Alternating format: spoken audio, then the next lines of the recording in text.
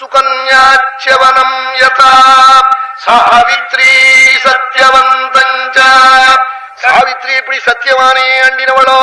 கபிலம் ஸ்ரீமதி யதா ஸ்ரீமதி என்றவள் எப்படி கபிலரை அண்டினவளோ சௌதாசம் மதயந்தி மதயந்தி எப்படி சௌதாசனை ஏண்டினவளோ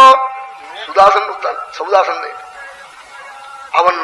குருவை சபிக்க ஆரம்பிச்சுட்டான் வசிஷ்டரே அவர் இவனை சபிச்சார் இவன் தப்பு பண்ணிவிட்டான்னு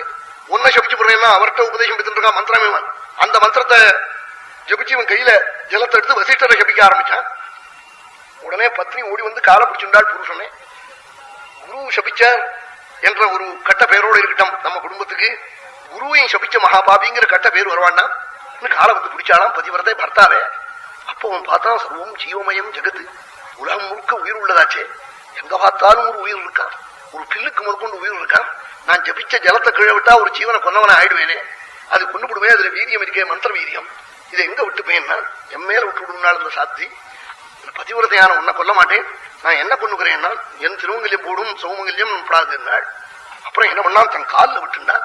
2 முழங்காலுக்கும் கீழே விட்டுண்டான் அதுல இருந்து அவனுக்கு 2 முழங்காலுக்கும் கீழே அழுகி போயிடுது அதனால அவனுக்கு கல்மாஷபாதம்னு பேர் வந்து அந்த சௌதாசனுக்கு